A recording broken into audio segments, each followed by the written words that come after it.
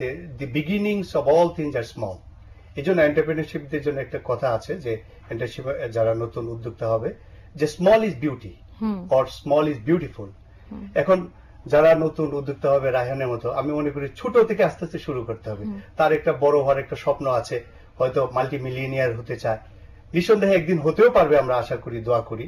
এবং আপনি দেখুন যে এই যে আবুল খায়ের গ্রুপ, আজকে 3,000 কোটি টাকা সম্পদ তাদের আছে।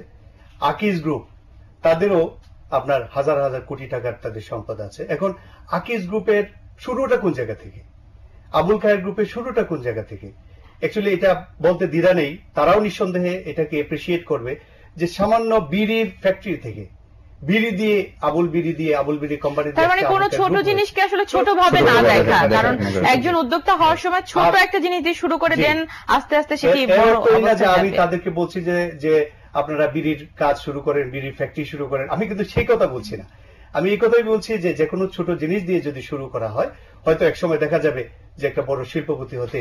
আমাদের বাংলাদেশে আসলে এই মুহূর্তে সবচেয়ে বড় যে সমস্যা হয়েছে, আমরা দেখতে পাচ্ছি যে রেমিটেন্স কমে যাচ্ছে। এর প্রধানতম কারণ আনস্কিলড এমপ্লয়মেন্ট, এবং আমাদের অদক্ষ যে জনগোষ্ঠী রয়েছে, জনসংখ্যা যে পরিমাণ বেড়ে যাচ্ছে, সেখানে বেকারত্ব সবচেয়ে বড় সমস্যা।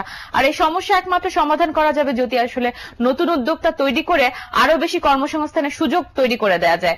বাংলাদেশে আনাচে কানাচে অনেক ছেলে মেয়ে আছে যারা আসলে রায়হানের মতো সফল উদ্যোক্তা হিসেবে নিজেকে আত্মপ্রকাশ করতে চায়, কিন্তু সঠিক গাইডলাইন জানে না। আমরা আশা করছি এ ধরনের রায়হানরা সফল উদ্যোক্তা হিসেবে নিজেদেরকে তৈরি করবে, এবং সেখানে আসলে সরকারি এবং বেসরকারি মহলের যে সহযোগিতা আমরা দেখতে পাচ্ছি, সেটি আসলে আস্তে আস্তে বাড়বে। তবে অবশ্যই আপনারা যারা বিশ্ববিদ্যালয়ের অধ্যাপক হিসেবে আছেন, আপনাদের কাছে আমাদের দাবি থাকবে যে এটিকে একটি সাবজেক্ট হিসেবে তৈরি করে আপনারা প্রপোজাল দেন, যাতে যারা উদ্যোক্তা হতে চাচ্ছে তারা যাতে এই ব্যাপারে আরো বেশি আগ্রহী হতে পারে এবং পড়াশোনা করে সফল উদ্যোক্তা হিসেবে আত্মপ্রকাশ করতে পারে। আপনাদের দুজনকে ধন্যবাদ আমাদেরকে সময় দেওয়ার জন্য। ধন্যবাদ আপনাদেরকে। দর্শক, শেষ করছি আজকের ATN business and finance. Phone রয়েছে অনেক, আজ আর ফোন নিতে পারছি না।